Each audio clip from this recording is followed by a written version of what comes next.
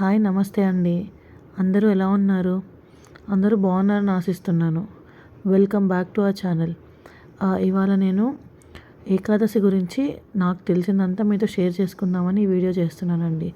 అసలు ఏకాదశి అంటే ఏంటి? దానికి ఆ పేరు ఎందుకు వచ్చింది? ఎన్ని ఏకాదశులు ఉంటాయి? ఒక్కొక్క దాని పేరేంటి? ఏకాదశి రోజు ఏమేమి చేయొచ్చు, ఏమేమి చేయకూడదు? ఏకాదశి ఏకాదశి రోజు మనం ఉపవాస దీక్ష ఉండి ఏకాదశి వ్రతం చేస్తే ఎలాంటి పాపాలు తొలుగుతాయనే విషయాలన్నీ మీకు వివరంగా చెప్తానండి. వీడియో కొంచెం లెంత్ అయినా కూడా చూడండి ప్లీజ్. మన హిందూ ధర్మంలో, హిందూ మతంలో ఏకాదశి తిథికి చాలా ప్రాముఖ్యత ఉంది. ఏకాదశి ఉపవాసం ఆచరించిన వారికి జన్మాల పాపాలు తొలుగుతాయని అంటారు. అయితే ఏకాదశి అంటే ఏంటి? అంటే ఏకాదశి అంటే మనకి నెలకి 2 ఏకాదశులు వస్తాయండి. పౌర్ణమి తర్వాత వచ్చే 11వ రోజు అండ్ అమావాస్య తర్వాత వచ్చే 11వ రోజుని ఏకాదశిగా పిలుస్తారు. ఏకాదశికి ఒక సంస్కృత పదం కూడా ఉంది. దాని అర్థం ఏంటి అంటే 11. ఏకాదశి తిథి అంటే విష్ణుమూర్తికి చాలా చాలా ఇష్టం అని అందరికీ తెలిసింది. అయితే ఏకాదశి అనేది ఒక దేవత అనే విషయం మనలో ఎంతమందికి తెలుసు? అది చాలా చాలా తక్కువ మందికి తెలిసే ఉంటుంది. ఇన్ఫ్యాక్ట్ నాకు కూడా నేను చదివేటప్పుడు నేను బుక్స్ అన్ని రిఫర్ చేసేటప్పుడే నాకు తెలిసిందండి. లైక్ ఏకాదశి అంటే ఒక దేవత పేరు అని. అది చాలా చాలా ఆశ్చర్యంగా అండ్ ఇంట్రెస్టింగ్గా కూడా అనిపించింది అనమాట. అసలు ఆ దేవత ఎవరు? ఆమెకి ఏకాదశికి సంబంధం ఏమిటి అనే వివరాలు తెలుసుకుందాము. ఏకాదశి ఎవరు? పురాణాల ప్రకారము మురాసురుడు అనే రాక్షసుడు మహాబలవంతుడు. త్రిమూర్తుల మీదకు యుద్ధానికి దిగాడు. దేవతలందరినీ ఇబ్బందులకు గురి చేశాడనమాట. దీంతో రాక్షసుడి నుంచి కాపాడమని దేవతలందరూ విష్ణుమూర్తి దగ్గరికి వెళ్ళి మొరపెట్టుకుంటారు. అప్పుడు విష్ణుమూర్తి మురాసురుడితో యుద్ధానికి తలపడ్డాడు.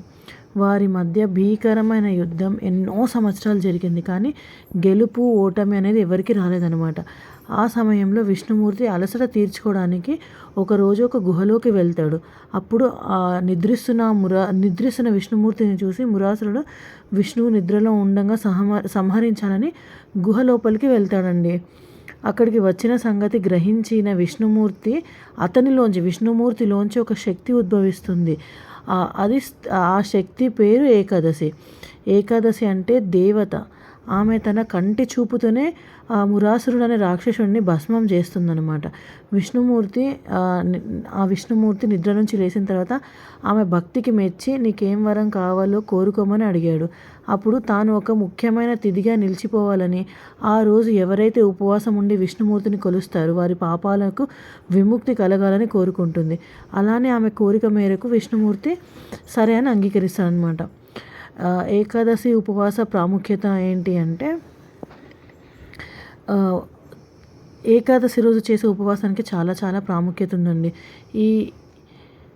ఈ వ్రతం చేయాలనుకున్న వాళ్ళు ఒకరోజు ముందుగానే నియమాలు పాటిస్తారు. దశమి రోజు నుంచే మాంసం, ఉల్లిపాయలు, పప్పు, బియ్యం వంటి పదార్థాలు తీసుకోవడం మానేస్తారనమాట. బ్రహ్మచర్యం పాటించాలి. ఏకాదశి రోజు ఉదయాన్నే లేచి కాలకృత్యాలు తీర్చుకున్న తర్వాత నిమ్మ, జామ లేదా మామిడి ఆకులు నోట్లో వేసుకొని నమిలి నీటితో పుక్కలించాలి. ఏకాదశి రోజు ఓం నమో భగవతే వాసుదేవాయ అనే మంత్రాన్ని జపిస్తూ విష్ణుమూర్తిని ప్రార్థించాలి. ఇంకా ఏకాదశి రోజు చిన్న ప్రాణికి కూడా హాని చేయకూడదు. వెంట్రుకలు, గోర్లు కత్తిరించుకోకూడదు. వీలైనంత వరకు ఏకాదశి రోజు దాన ధర్మాలు చాలా ఎక్కువగా చేయడం వల్ల పుణ్యఫలం లభిస్తుంది. దేవుడికి విష్ణు సహస్రనామాలు జపిస్తూ ఆధ్యాత్మిక చింతనలో ఉంటే విష్ణువు అనుగ్రహిస్తాడనమాట. ఏకాదశి ఉపవాసం చేయడం వల్ల అనేక ప్రయోజనాలు ఉన్నాయి. ఉపవాసాన్ని క్రమం తప్పకుండా పాటించడం వల్ల మనసు, ఆత్మ శుద్ధి అవుతుంది. భక్తి భావం పెరుగుతుంది. దైవానుగ్రహం పొందుతాము. సెల్ఫ్ డిసిప్లిన్ కూడా వస్తుందన్నమాట. అలాగే ఉపవాసం ఉండటం వల్ల మన డైజెస్టివ్ సిస్టమ్ అంటే జీర్ణక్రియ మెరుగుపడుతుంది. అలానే బరువు అదుపులో ఉంటుంది. దైవానికి సంబంధించిన ప్రయోజనాలే కాకుండా మన శరీరానికి కూడా సంబంధించిన ప్రయోజనాలు ఉన్నాయి కాబట్టి ఉపవాసం చేయండి అంటారు. ఇంకా ఏకాదశి తిథుల దగ్గరికి వస్తే ప్రతి నెలలో 2 ఏకాదశులు వస్తాయి. ఒకటి కృష్ణపక్షం, ఒకటి శుక్లపక్షం. అంటే పౌర్ణమి తర్వాత 11వ రోజు, అమావాస్య తర్వాత 11వ రోజు వస్తాయన్నమాట ఏకాదశులు. ఇలా కలుపుకుంటే మొత్తం ఒక సంవత్సరంలో 24 ఏకాదశులు ఉంటాయి. అలానే అధిక మాసం వస్తే 2 ఎక్స్ట్రా, అంటే టోటలీ 26 ఉంటాయి. సో ఒక్కొక్క దానికి ఒక్కొక్క పేరు ఉంటుంది. దానికి ఆ ఏకాదశి పాటించడం వల్ల మనకు కలిగే ఫలితాలు కూడా ఉంటాయి అన్నమాట. అవేంటో ఇప్పుడు వివరంగా తెలుసుకుందాం. పౌర్ణమి తర్వాత 11వ రోజు, అమావాస్య తర్వాత 11వ రోజు వస్తుంది అని మనం మాట్లాడుకున్నాం కదా. సో మనకి ఈజీగా అర్థం అవ్వడానికి ఏంటి అంటే, పౌర్ణానికి ముందు ఏకాదశి, అమావాస్యకి ముందు ఒక ఏకాదశి అనుకుంటే కృష్ణపక్షం, శుక్లపక్షం అని మనకి ఈజీగా అర్థమవుతుంది అనమాట. అప్పుడు సో ప్రతి నెల అని మనం అంటే ఇప్పుడు మాసం ప్రతి మాసానికి ఒక ఏకాదశి, ప్రతి మాసంలో 2 ఏకాదశులు అనమాట. ఎగ్జాంపుల్ ఏంటంటే చైత్రమాసం అంటే మనకి ఫస్ట్ యుగానికి ఆరంభం అంటే మనకి ఫస్ట్ చైత్రమాసం అనమాట. ఆ చైత్రమాసంలో శుక్లపక్షంలో వచ్చే ఏకాదశిని కామద ఏకాదశి అంటారు. సో దీన్నే అవైధైవ్య ఏకాదశి అని కూడా అంటారు. జీవితంలో మనకి ఒక కోరిక తీరట్లేదు, అది అవ్వట్లేదు అనుకున్నది కోరుకొని ఈ ఏకాదశి నియమాలు పాటించి ఏకాదశి వ్రతం చేస్తే ఈ కోరికలు త్వరగా నెరవేరుతాయి. ఇంకో గొప్ప విషయం ఏంటి అంటే, భార్యాభర్తల్లో ఎవరికైనా కష్టం వస్తే అప్పుడు ఇంకొకరు వాళ్ళ కోసం మొక్కొని ఈ వ్రతం చేస్తే వాళ్ళ కష్టం పోతుందన్నమాట. అది ఈ ఏకాదశి గొప్పతనం. సో అలానే ఇంకా చైత్రమాసంలో కృష్ణపక్షంలో వచ్చే ఏకాదశిని వరుదిని ఏకాదశి అంటారనమాట. ఈ ఏకాదశి మనం చేస్తే ఏమవుతుంది అంటే సకల గోదాన ఫలితం అండ్ మన పాప విముక్తి జరుగుతుంది. ఈ ఏకాదశి నియమాలు పాటిస్తే మనకి చాలా చాలా మేలు జరుగుతుంది అండ్ వైకుంఠ ప్రాప్తి జరుగుతుంది అన్నమాట. సో నెక్స్ట్ వచ్చింది ఏంటంటే, వైశాఖ మాసంలో శుక్లపక్ష ఏకాదశిని మోహిని ఏకాదశి అంటారు. ఇది శ్రద్ధగా చేస్తే ఆర్థిక సమస్యలు తీరుతాయి, ధనప్రాప్తి కలుగుతుంది, పాపాలు తొలగిపోతాయి అన్నమాట. అండ్ ఇంకోటి ఏంటి అంటే, ముఖ్యమైనది ఏంటి అంటే, ఈ మోహిని ఏకాదశి రోజు పాలు, పెరుగు అలా చల్లని పదార్థాలు దానం చేసిన, ఎవరికైనా చల్లనీళ్ళు కానీ ఏవైనా అట్లా దానం చేసి, లేకపోతే ఇట్లా చలివేంద్రంలాగా అట్లా పెట్టినా కూడా చల్లనీళ్ళు, మజ్జిగ కానీ అట్లా పాలు కానీ దానం చేస్తే మనకి చాలా చాలా మేలు జరుగుతుంది అన్నమాట. నెక్స్ట్ వచ్చేది వైశాఖ కృష్ణపక్ష ఏకాదశి. దీన్ని అపర ఏకాదశి అంటారనమాట. ఈ ఏకాదశి వ్రతం చేస్తే రాజ్యప్రాప్తి చేసిన ఫలితం వస్తుంది. అలానే అశ్వమేధ యాగం చేసిన ఫలితం కూడా వస్తుందన్నమాట. ఈ ఏకాదశి మనల్ని పవిత్రుల్ని చేస్తుంది. అంటే అన్ని తీర్థాల్లో కూడా స్నానం చేసిన ఫలితం వస్తుంది. మన ఇంట్లో కూర్చొని ఈ ఒక్క ఏకాదశి చేస్తే మనకి ఎన్నో నదులు, అన్ని పుణ్య తీర్థాల్లో స్నానం చేసిన ఫలితం కూడా వస్తుందన్నమాట. చూడండి ఎంత చక్కగా ఉన్నాయో. ఒక్కొక్క దానికి ఒక్కొక్క వైశిష్ట్యం అనేది చాలా బాగుందన్నమాట. పాటిస్తే చాలా మంచిదన్నమాట. ఇంకా ఇంకా నెక్స్ట్ వచ్చింది జ్యేష్ఠ మాసంలో శుక్లపక్ష ఏకాదశి. అదే మొన్న మనం జరుపుకున్న నిర్జల ఏకాదశి. ఈ ఒక్క ఏకాదశి రోజు నీరు తాగకుండా ఎవరైతే 24 గంటలు ఉండగలుగుతారో, లేదు అంటే ఆచమనం చేయడానికి, లేకపోతే సిప్ చేయడానికి, అలానే కొంచెం అట్లా తడుపుకోవడానికి తప్ప పూర్తిగా లోపలికి తీసుకోకూడదు అనమాట. అలా చేస్తే, నిర్జల ఏకాదశి చేస్తే మొత్తం 24 ఏకాదశులు చేసిన ఫలితం వస్తుందన్నమాట. ఇది చాలా శక్తివంతమైన ఏకాదశి. అసలు ఈ ఏకాదశి ఏంటి అంటే, దీన్ని భీమసేన ఏకాదశి అని కూడా అంటారు అనమాట. ఎందుకంటే భీముడు ఆచరించాడు కాబట్టి. అండ్ ఇంకోటి ఏంటి అంటే, భీముడు భోజన ప్రియుడు కదా, ఆయన ఉండలేడు, ఆకలికి తట్టుకోలేక ఉపవాసం చేయలేకున్నాను నేను అని వ్యాస మహర్షిని అడుగుతారు. మా అన్నదమ్ములు అందరు చేస్తున్నారు ఏకాదశులు, అన్నీ నేను చేయలేకున్నాను, నాకు ఏదైనా ఒక చెప్పండి, ఒక ఏకాదశి చేస్తాను, ఆ ఏకాదశి ఎలా చేయాలో చెప్పండి అని అడిగినప్పుడు వ్యాస మహర్షి చెప్తారనమాట. ఒక్క నిర్జల ఏకాదశి రోజు జలం కూడా తీసుకోకుండా ఉపవాసం చేయగలిగితే అప్పుడు 24 ఏకాదశులు చేసిన ఫలితం వస్తుంది నాయన నీకు అని. అలాగే అన్న సమృద్ధి జరుగుతుంది, అంటే ఎప్పటికీ అన్నానికి లోటు ఉండదు అని ఏకాదశి వల్ల అని వ్యాస మహర్షి చెప్తారనమాట. ఇంకొకటి జ్యేష్ఠ మాసం కృష్ణపక్షం ఏకాదశి ఏంటి అంటే యోగిని ఏకాదశి అంటారు. ఇది మన జీవితంలో చేసిన కొన్ని తప్పులకి ప్రక్షాళన చేస్తుందన్నమాట. ఏంటా తప్పులు అంటే వేదశాస్త్ర నింద చేసేవారికి చేస్తారు కదా, అలాంటి వాళ్ళకి ఈ పాపం నుంచి ప్రక్షాళన జరుగుతుంది. లైక్ ఏంటి అంటే వేదశాస్త్రాన్ని నిందించడం చాలా చాలా భూయిష్టమైన పని. లైక్ చాలా చాలా పాపభూయిష్టం అంటే లైక్ చాలా పాపం తగులుతుంది. అది దాని నుంచి మనకి ఉపశమనం జరగాలి అంటే ఈ ఈ ఈ యోగిని ఏకాదశి చేయాలి. అలానే ఇంకొకటి ఏంటి అంటే పరస్త్రీ పరపురుష సంపర్కం. ఈ పాపం పోవాలంటే కూడా మనం ఈ యోగిని ఏకాదశి చేయాలన్నమాట.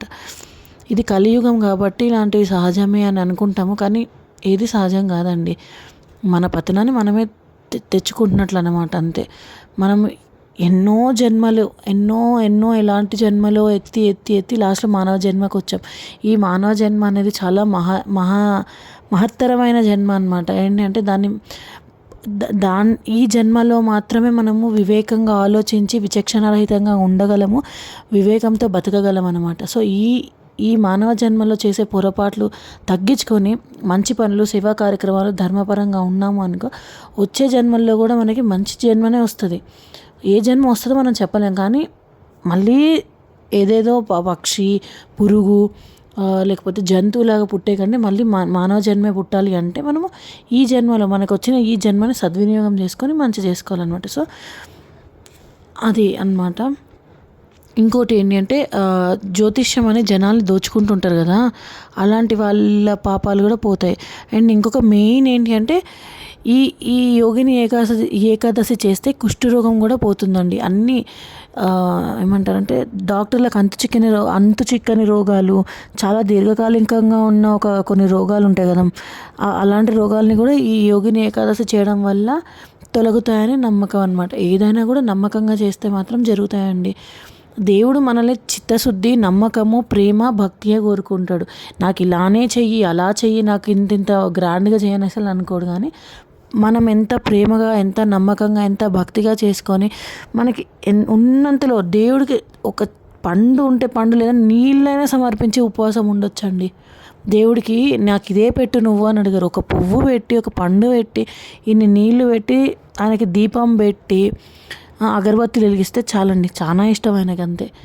అలాంటిది మన శక్తి కొలది మనం ఇంకా ఎక్కువ అంటే లైక్ మన శక్తి కొలది మనము పిండి దీపాలనే కానీ ఏవైనా కూడా ఇంకా అది మన శక్తి కొలది మనం చేసుకుంటాం. మనము దేవుణ్ణి ఇంకా అందంగా చూసుకోవాలి, మన ఆనందం కోసం మనం చేసుకుంటున్నాం. కానీ మనస్ఫూర్తిగా దేవుడికి ఒక పువ్వు సమర్పించి మొక్కినా కూడా దేవుడు మన కోరికలన్నీ నెరవేరుస్తాడు. ఆయనకు తెలియదంటూ ఏది లేదు. సో చేసేది నమ్మకంగా, భక్తితో, శ్రద్ధగా చేస్తే చాలు.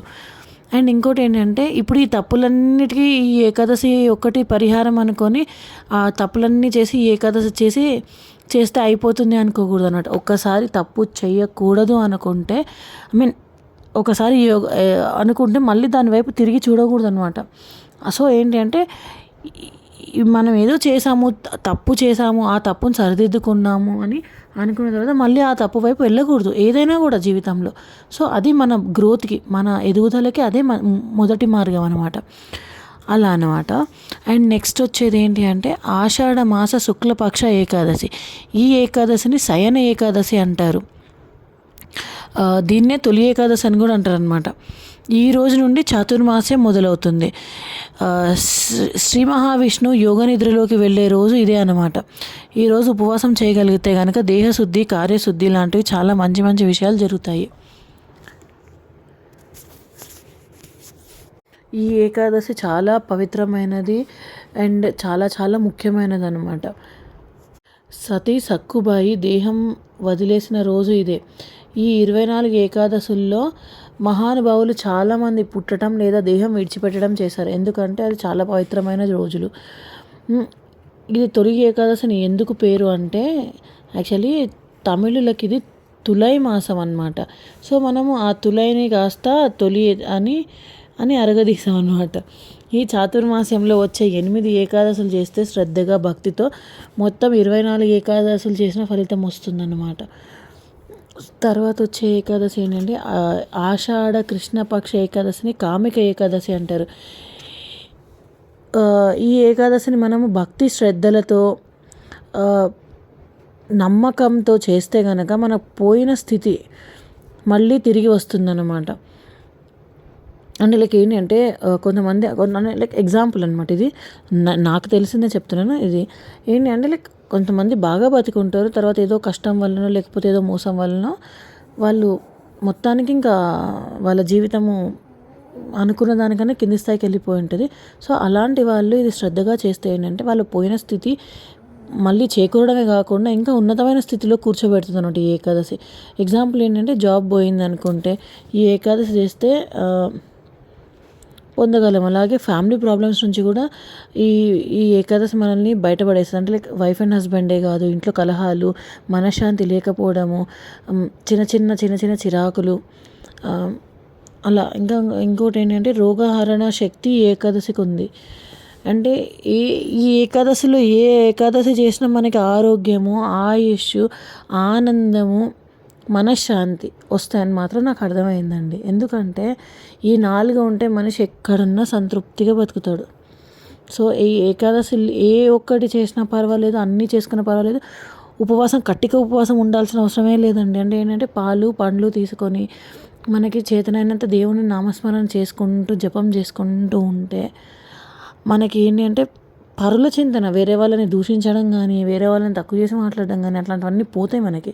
సో మెయిన్గా ఎందుకు దైవం మీద మనకి ఏంటంటే దేవుని మీద మనకి మనసు లగ్నమైతే ఇంక ఏ ఆలోచనలు రావండి. ఎవరి గురించి ఆలోచించాం, దేవుడికి ఎంతసేపు ఉన్న దేవుడికి ఎట్లా చేసుకోవాలి, ఇంకా మంచిగా ఎలా చేసుకోవాలి, దేవుడిని ఎలా ప్రసన్నం చేసుకోవాలి అనే ఆ ధ్యాస వచ్చేస్తుంది అనమాట. మనం దేవుళ్ళలోకి దిగిపోయాం అనుకుంటే దేవుడు మనల్ని పిలుచుకోవాలన్నమాట. యాక్చువల్లీ ఫస్ట్ చెప్పాలంటే అందరికీ అంత ఈజీగా రాదనమాట. అది సారీ తప్పుగానే కాదు, కానీ కొన్ని రోజుల క్రితం లైక్ ఏంటి అంటే నేను కూడా మరీ దైవత్వంలోనే ఉండేదాన్ని కాదు. ఇంట్లో పిల్లల్ని, సంసారాన్ని అన్నిటినీ చూసి అన్నీ అక్కడ ఉండేదాన్ని. ఇప్పుడు ఈ మధ్య ఏంటి అంటే దేవుడి గురించి చింతన ఎక్కువ అవ్వడము, దైవత్వంలోకి ఎక్కువ రావడము, అండ్ అది చాలా ఆనందంగా ఉంటుంది అన్నమాట. దేవుడి గురించి ఆలోచించడం అనేది అది అందరికీ వచ్చే అదృష్టం కాదనైతే నేను అనుకోగలుగుతాను.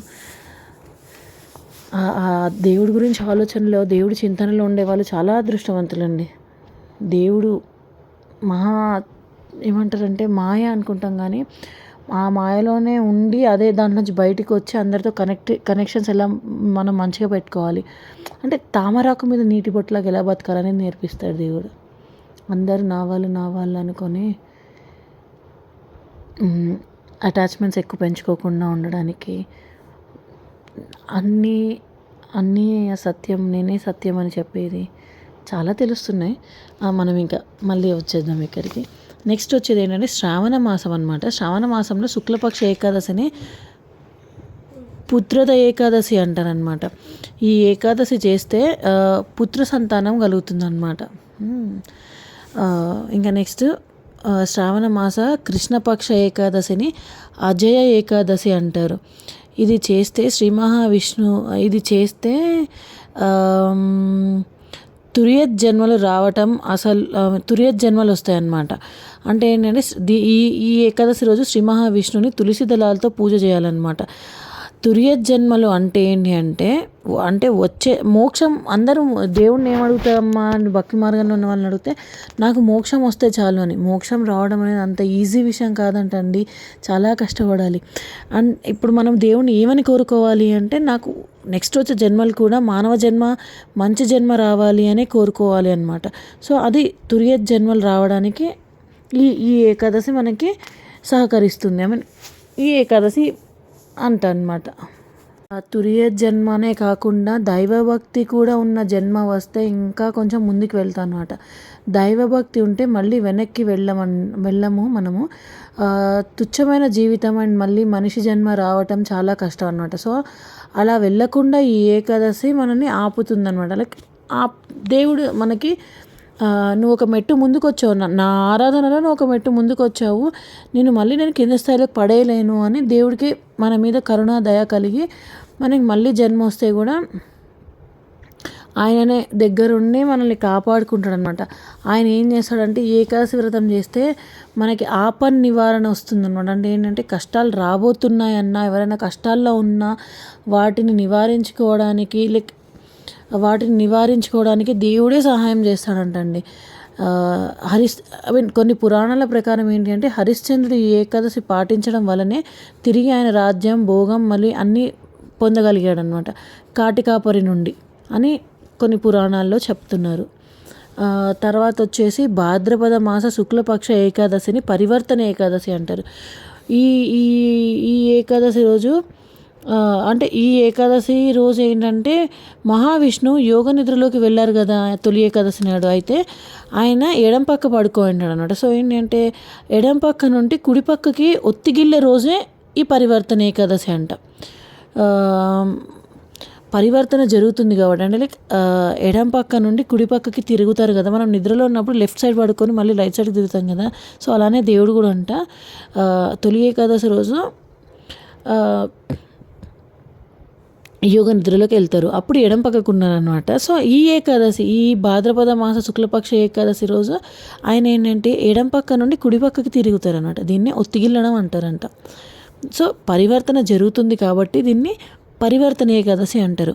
ఈ ఏకాదశి రోజు దానం చేయడం చాలా చాలా మంచిది. ఏంటి అంటే మనకి చేతనైనవి సాప, ఈ ఏకాదశి రోజు సాపని వెండిని దానం చేస్తే చాలా మంచిది. అండ్ అలానే ఏంటి అంటే ఇక ఈ ఈ ఏకాదశి పాటించడం వలన భూదానం చేసిన ఫలితం వస్తుందన్నమాట. మనం ఇంకా నెక్స్ట్ దానికి వెళ్తే భాద్రపద మాస కృష్ణ పక్ష ఏకాదశిని ఇందిరా ఏకాదశి అంటారు. ఈ ఏకాదశి పాటిస్తే సహస్ర గోదానం చేసిన ఫలితం వస్తుంది. అలాగే పితృదేవతల్ని స్వర్గానికి చేరుస్తుంది అనమాట. నెక్స్ట్ వచ్చిన ఏకాదశి ఆశ్వయుజ శుక్లపక్ష ఏకాదశిని పాశాంకుశ ఏకాదశి అంటారు. యమపాశానికి అంకుశం లాంటిది ఈ ఏకాదశి. ఇది పాటిస్తే అకాల మృత్యు రావటం జరగకుండా చూస్తుంది. అలాగే దీర్ఘమైన వ్యాధులు కలగకుండా రక్షిస్తుంది. ముఖ్యమైన ప్రయోజనం ఏంటి అంటే తల్లిదండ్రులకి వాళ్ళ తండ్రులకి వాళ్ళ బంధువులు ఉంటారు కదా, తల్లిదండ్రుల వైపు ఉన్న బంధువులకి కూడా ఏమైనా కష్టాలు ఉంటే అవన్నీ తీరిపోతాయంట ఈ ఏకాదశి చేస్తే. నెక్స్ట్ వచ్చే ఏకాదశి వచ్చేసి ఆశ్వయుజ కృష్ణపక్ష ఏకాదశి. దీనిని రమా ఏకాదశి అంటారు. ఇది పాటిస్తే స్వర్గలోక ప్రాప్తి, పితృదేవతలకి ఉత్తమ గతులు కలుగుతాయని చెప్తారనమాట. నెక్స్ట్ వచ్చేది కార్తీక మాసంలో వచ్చే శుక్లపక్ష ఏకాదశి. దీనినే ప్రబోధిని ఏకాదశి అంటారు లేదా ఉద్దాన ఏకాదశి అని పిలుస్తారు. ఈ రోజే చాతుర్మాస్య వ్రతానికి ఆఖరి రోజు. విష్ణుమూర్తి యోగ నిద్రలోకి వెళ్ళి ఆయన నిద్రలోంచి లేస్తారు. ఈ ఏకాదశి వ్రతం చేస్తే అపూర్వమైన జ్ఞానసిద్ధి కలుగుతుంది. అందుకే దీనికి ప్రబోధిని ఏకాదశి అని పేరు. కార్తీక మాసంలో 4 ఏకాదశులు చేస్తే అమోఘమైన ఫలితాలని ఇస్తుందన్నమాట. ఇవాళే అంటే లైక్ ఈ ప్రబోధిని ఏకాదశి రోజు విష్ణుమూర్తి గరుడి మీద దర్శనమిస్తారన్నమాట. బాగా ఉపాసన చేస్తే ఈ మంత్రాల్ని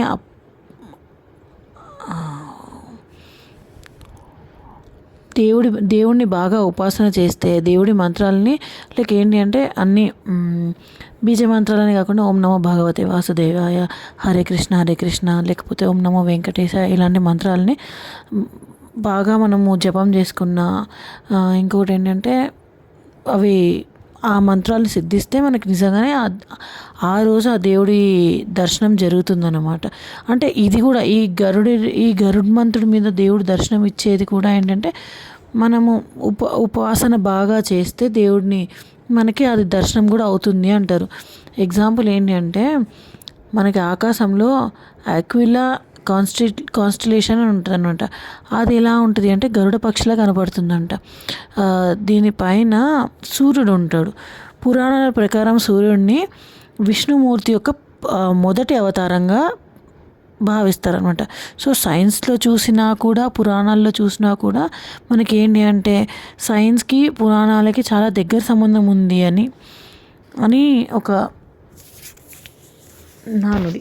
అంటే ఇప్పుడు అంటే సైన్స్‌ని నమ్మేవాళ్ళు దేవుడిని నమ్మరు. దేవుడిని నమ్మేవాళ్ళు సైన్స్‌ని నమ్మరు అంటారు కదా! సో, ఆ రెండిటికి దగ్గర సంబంధం ఉంది అని అర్థం అనమాట అంతే. నెక్స్ట్ వచ్చేది ఏంటంటే కార్తీక మాసం కృష్ణపక్ష ఏకాదశి. దీన్నే ఉత్పత్తి ఏకాదశి అంటారు. ఇవాళ చాలా ముఖ్యమైన చాలా ఆస్పీషియస్ ఏకాదశి ఇది. ఎందుకంటే ఏకాదశి మాత పుట్టింది ఉత్పన్నమైన రోజు ఇదే అన్నమాట. శ్రీ మహావిష్ణువు నిద్రలో ఉంటాడు. అంటే ఏంటంటే మురాసురుడు అనే రాక్షసుడితో యుద్ధం చాలా సంవత్సరాలు చేసి అలసిపోయి కొంచెం క్షణాలు నిద్రిద్దాము అని ఒక గుహలోకి వెళ్తాడు అనమాట. అప్పుడు ఆ మురాసురుడు నిద్రిస్తున్న విష్ణుమూర్తిని ఏమంటారంటే సంహరిద్దామని ఆ గుహలోపలికి వస్తారు. సో ఏంటి అంటే అప్పుడు విష్ణుమూర్తి శరీరంలోంచి ఒక స్త్రీ శక్తి బయటికి వచ్చి ఆ రాక్షసుడిని సంహరిస్తుందన్నమాట. తన కంటి చూపుతోనే ఆయనని భస్మం చేస్తుంది. అసలే అది అనమాట ఇది ఈ ఉత్పన్న ఏకాదశి. విష్ణుమూర్తి లోపల నుంచి స్త్రీశక్తి రావడమే ఉత్పన్న ఏకాదశి. అప్పుడు విష్ణుమూర్తి నిద్ర లేచి అడుగుతాడు, నీకు ఏ వరం కావాలి కోరుకో అంటే ఆమె అంటది, నీకు ఒక ప్రాముఖ్యమైన రోజు ఉండాలి. ఆ రోజు ఎవరైతే శ్రీ మహావిష్ణుకి ఉపవాసం ఉంటారో వాళ్ళకి అన్నీ అనుగ్రహించాలి స్వామి అని కోరుకుంటే ఆయన ఏకాదశి అని ఆమెకి ఒక వరం, అదే తదాస్తు అని ఆమెకు వరం ఇస్తారనమాట. సో అందుకని ఏకాదశి అని అంత ప్రాముఖ్యత అనమాట ఏకాదశికి మనం చేసుకునేది. అదే ఏ ఏకాదశిని తొలి ఏకాదశిగా అని అనుకోవాలి యాక్చువల్లీ. ఎందుకు అంటే ఇవాళ ఏకాదశి వ్రతం చేస్తే శత్రునాశనం, జ్ఞాన వృద్ధి, అజ్ఞాన నివృత్తి కలిగి సంపత్ సిద్ధి కలిగి ఐశ్వర్య ప్రాప్తి కలుగుతుంది. ఇన్ని ప్రయోజనాలు ఉన్నాయి. ఎందుకంటే ఈరోజు ఏకాదశి మాత పుట్టినరోజు కాబట్టి.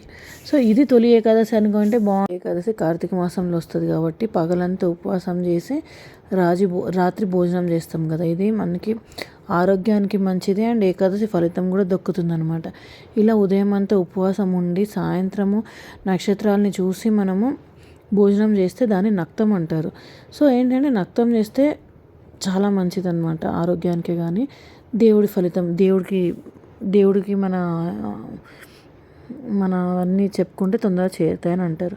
అలానే ఈ కార్తీక మాసం శివకేశవులు ఇద్దరికీ సమానమైంది అండ్ ఇద్దరికి అభేదం కూడా ఉండదు కాబట్టి ఉసిరి చెట్టుకి పూజించి దాని కింద నారాయణుని ప్రతిష్ఠించి పూజిస్తే చాలా మంచిది.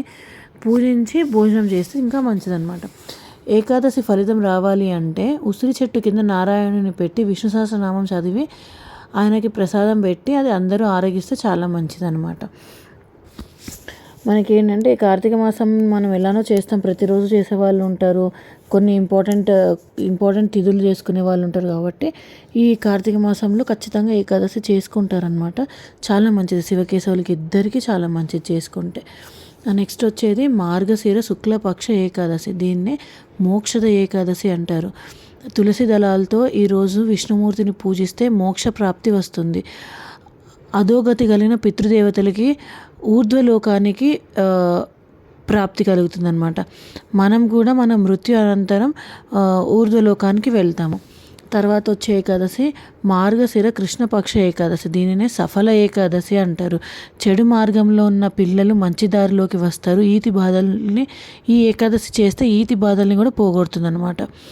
ఈ ఏకాదశి రోజు ఫ్రూట్స్ నైవేద్యం పెట్టి ఆవు నెయ్యి దీపం పెడితే విశేషమైన ఫలితం ఉంటుంది. నెక్స్ట్ వచ్చే ఏకాదశి ఏంటంటే పుష్యమాసంలో వస్తుంది. పుష్యమాస శుక్లపక్ష ఏకాదశిని ఈ ఏకాదశిని వైకుంఠ ఏకాదశి, ముక్కోటి ఏకాదశి అని కూడా అంటారు. ఈ పుష్యమాసంలో వచ్చే ఏకాదశి రోజునే ఇది ఉత్తరాయణంలో వచ్చే మొదటి ఏకాదశి కాబట్టి ఇక్కడ ఉత్తర ద్వారాలు తెరిచి స్వామిని మనకి దర్శనం చేపిస్తారనమాట. ఈ ఏకాదశి వ్రతం చేస్తే మనకి మహా మంచి శుభ ఫలితాలు ఉంటాయి. అలానే ఏంటి అంటే పుత్ర ప్రాప్తి కలుగుతుంది. ఈ ఏకాదశి ఇంకా చాలా మంచిది అన్నమాట, చాలా మేలు చేస్తుంది మనకి. ఆరోగ్యపరంగా కానీ, ఆర్థిక పరంగా కానీ, మోక్షపరంగా, జ్ఞానపరంగా, ఏమైనా కష్ట నష్టాల పరంగా, అన్నిటి పరంగా ఈ ఏకాదశి వ్రతం చేస్తే చాలా మంచిది. నెక్స్ట్ వచ్చేది పుష్యమాసంలోనే కృష్ణపక్ష ఏకాదశి. దీనిని షట్టిల ఏకాదశి అంటారు. అంటే నువ్వులతో 6 పనులు చేయాలన్నమాట. అవి ఏంటి అంటే స్నానం చేయడము, తెలగపిండి అంటే నువ్వుల పిండితో ఒళ్ళు రుద్దుకోవడం అనమాట. తర్వాత తీర్థంతో పుచ్చుకోవడము, తర్వాత నువ్వుల ఉండలు తీసుకొని తినడము, నువ్వులు దానం చేయడం, నువ్వులు తర్పణం చేయాలి. ఇలా చేస్తే మంచి ఫలితాలు చేకూరుస్తుందన్నమాట. గతంలో పరధనం దొంగతనం చేసిన దోషం ఆర్ పాపం తొలగిస్తుంది ఈ షట్టిల ఏకాదశి. ఇది మహావిష్ణువుకి ప్రీతికరమైన ఏకాదశి. దీని తర్వాత వచ్చే ఏకాదశి ఏమో మాఘ శుక్లపక్ష ఏకాదశి. దీనినే భీష్మ ఏకాదశి ఆర్ జయ ఏకాదశి అంటారు. విష్ణుమూర్తికి చాలా చాలా ప్రీతికరమైనది ఇది. అండ్ మన కోరికలన్నీ నెరవేరుస్తుంది అన్నమాట, శీఘ్రంగా తీరుస్తుంది అన్నమాట. ఎందుకంటే ఈ ఏకాదశికి కొంచెం ముందే అనమాట విష్ణు సహస్రనామం ఈ విష్ణు సహస్రనామము భగవద్గీత జరిగింది. భీష్ముడిని అంపసాయ మీద పెట్టకముందే కదా, భగవద్గీత జరిగిన తర్వాతే కదా అర్జునుడు యుద్ధానికి పూనుకొని అందరినీ సంహరిస్తాడు. సో అలా అన్నమాట. అందుకని భగవద్గీత ఆవిర్భవించింది కాబట్టే ఈ భీష్మ ఏకాదశి అంటే విష్ణుమూర్తికి చాలా ఇష్టమని అంటారు. ఇంకోటి ఏంటంటే ఈ ఏకాదశి నాడు విష్ణు సహస్రనామం చదివితే చాలా చాలా మంచిది, మనకి చాలా మేలు జరుగుతుంది. తర్వాత వచ్చేది మాఘమాస కృష్ణపక్ష ఏకాదశి. దీన్నే విజయ ఏకాదశి అంటారు. విజయం అంటే కార్యసిద్ధి కలుగుతుంది అనమాట. రాముడు ఈ ఏకాదశి చేశాకే దానికి దారి దొరికి రామసేతు కట్టి విజయం సాధించాడని పురాణాలు చెప్తుంది. అండ్ ఏంటంటే మనకి దారి తెలియదు, లైఫ్లో ఎటు వెళ్ళాలో తెలియదు, మనకి అంతా అగమ్య గోచరంగా ఉంది అన్నప్పుడు ఈ ఏకాదశి చేస్తే దేవుడు మనకి మంచి మార్గం చూపిస్తాడని దీని యొక్క అంతరార్థం. నెక్స్ట్ వచ్చేది ఫాల్గుణ మాస శుక్లపక్ష ఏకాదశి. దీన్ని ఆమ్లకి ఏకాదశి అంటారు. ఏంటి అంటే ఉసిరికలోకి శక్తి వస్తుందన్నమాట, శక్తి వచ్చి చేకూరుతుంది అని అర్థం అనమాట. అంటే ఉసిరిలోకి విష్ణు ఉంటాడు. ఈ ఏకాదశి చేస్తే ఆరోగ్యం, మనోనైర్మణ్యం అంటే మెంటల్ ఇల్నెస్ పోతుందన్నమాట. అనారోగ్యం ఉన్నవాళ్ళు లేక కొంచెం మానసికంగా కొంచెం ఆరోగ్యం బాగాలేని వాళ్ళు ఈ ఏకాదశి చేస్తే చాలా మంచిది. ఇంకా నెక్స్ట్ వచ్చేది ఫాల్గుణ మాస కృష్ణపక్ష ఏకాదశి. దీనిని పాప విమోచన ఏకాదశి అంటారనమాట. మనం చేసే అన్ని పాపాల నుండి విముక్తి కలిగించడానికి ఈ ఏకాదశి వ్రతం పాటిస్తే సరిపోతుంది. అండ్ ఇంకోటి ఏంటంటే ఈ ఏకాదశి రోజు చైతన్య మహాప్రభువు జన్మించారనమాట. ఇంకా అధిక మాసంలో వచ్చే 2 ఏకాదశుల్ని అధిక మాసంలో శుక్లపక్షంలో వచ్చే ఏకాదశి వల్ల మనకి దాన్ని ఐశ్వర్య ఏకాదశి అంటారు. అది విద్య ప్రాప్తినిస్తుంది ఈ ఏకాదశి వ్రతం చేస్తే. అధిక మాసం కృష్ణపక్ష ఏకాదశిని పద్మిని ఏకాదశి అంటారు. ఈ ఏకాదశి వ్రతం చేస్తే ఐశ్వర్య సిద్ధి, దైవానుగ్రహం ప్రాప్తి కలుగుతుంది. ఇదండి నాకు తెలిసి నేను తెలుసుకున్నవి ఏకాదశుల గురించి. ఈ ఇన్ఫర్మేషన్ మీకు యూస్ఫుల్ అవుతుందని అనుకుంటున్నానండి. నచ్చితే ఒక లైక్ చేసి షేర్ చేసి సబ్స్క్రైబ్ చేయండి. Thank you so much for encouraging. నా వీడియోస్ని చూసి నన్ను ఎంకరేజ్ చేసిన ప్రతి ఒక్కరికి నా హృదయపూర్వక ధన్యవాదాలండి. Thank you so much. నా ఇన్ఫర్మేషన్ మీకు నచ్చితే లైక్ చేసి సబ్స్క్రైబ్ చేయండి, షేర్ కూడా చేయండి. Thank you.